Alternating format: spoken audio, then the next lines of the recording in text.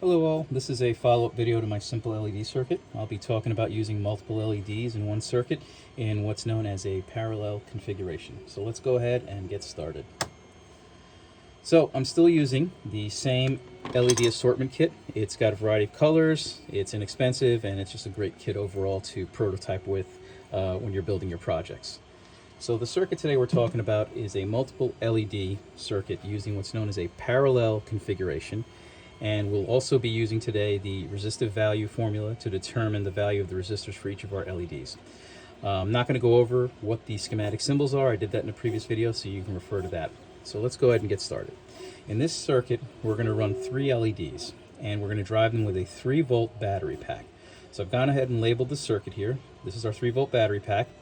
This is LED number 1, which is D1, LED 2, which is D2, and LED 3, which is D3. And respectively, each LED will have its own resistor, R1, R2, and R3. This type of configuration is known as parallel, meaning that the positive side will be connected directly to each individual resistor, and each LED will have its own resistor. So basically, each of these operates as its own independent setup. This is what's known as parallel. There is an alternative type of circuit known as a series circuit, but that is going to be discussed in another video. The parallel configuration will work in 99% of the applications as long as you have enough voltage to power the LED that you're trying to use. Each LED has its own voltage, or known as the forward voltage, to turn on, so that's the number that you have to be cautious with when selecting a voltage for your battery pack. So, getting started, we're going to use 3 different colors today. For the LED number 1, which is D1, we're going to use a red LED. For LED 2, which is D2, we're going to use a yellow LED. And for LED 3, which is D3, we're going to use a blue LED. And I've gone ahead and put the specifications for each of the LEDs here. So that way when we use the formula, we have the right values. So for the red LED, its maximum current is 0.02 amps or 20 milliamps, and its operating voltage is 2 volts. For the yellow LED, which is D2, its current is 0.03 amps or 30 milliamps, and its operating voltage is 1.8 volts. And for the blue LED, its current is 0.02 amps, 20 milliamps, and its operating voltage is 2.8 volts. Now you'll notice that the blue and the red LED have the same operating current, but they do have a different source voltage. So we'll take that into consideration when we work our formula out. So let's go ahead and get started there. So our first one that we're going to work on is the red. So for the red LED, we're going to go ahead and plug in our values. Our 3-volt source, which is the battery pack we're using. We're going to take away the 2 volts that are required for the LED, and we're going to divide that by the current that the LED needs, which is 0.02 amps. We do our quick math. We find that we've got 1 volt divided by 0.02, which means we need a 50 ohm resistor. That's for the red. For the yellow, again, we have a 3-volt battery pack. The LED requires 1.8 volts, and it drives 0.03 amps. We do our math, we get 1.2 volts divided by 0.03. We find that we need a 40 ohm resistor. For the third LED, the blue one, again, 3-volt battery pack. It requires 2.8 volts. We're dividing it by 0.02 amperes, which is the maximum current.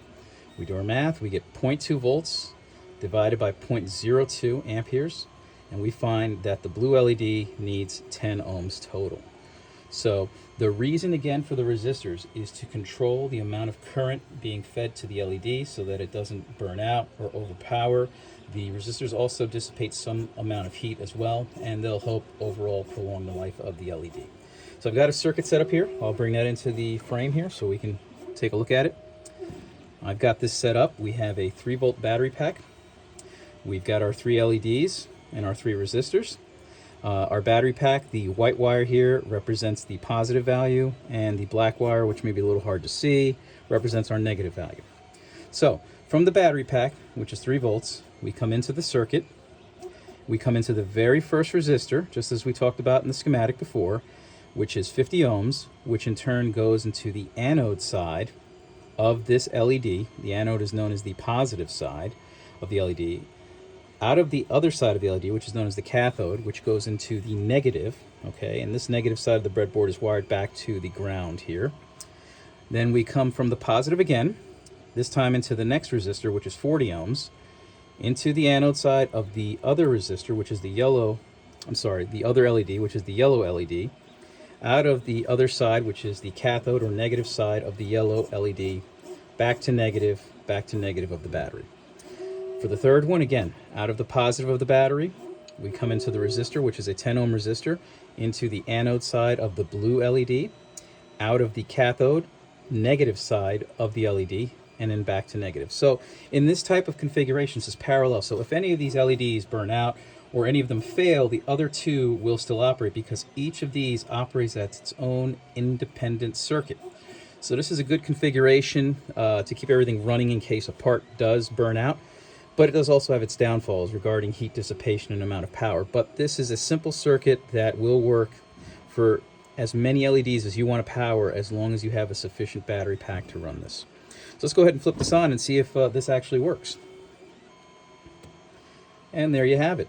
Here's our red LED being run with a 50 ohm resistor, our yellow being run with a 40 ohm resistor, and our blue, which is being run with a 10 ohm resistor.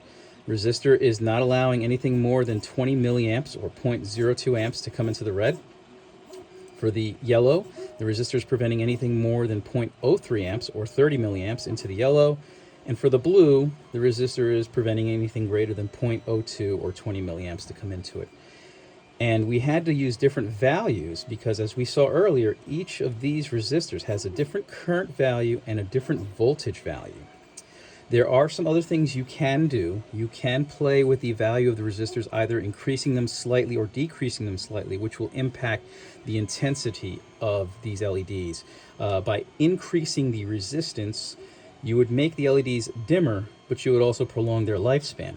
By decreasing the values, you could, in theory, brighten the LEDs or overdrive them, but you run the risk of blowing them out if it approaches their maximum current.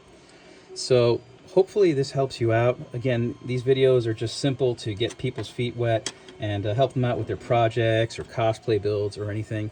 I will be doing a follow-up video on what is known as series LEDs, which would be wiring multiple LEDs in a different type of configuration if you have a higher voltage power supply. Also note that you can combine circuit types, and we'll talk about that in a later video as well, but you could take this type of circuit and then the later circuit, which we will talk about, which is called a series type circuit, and you could start making hybrid circuits.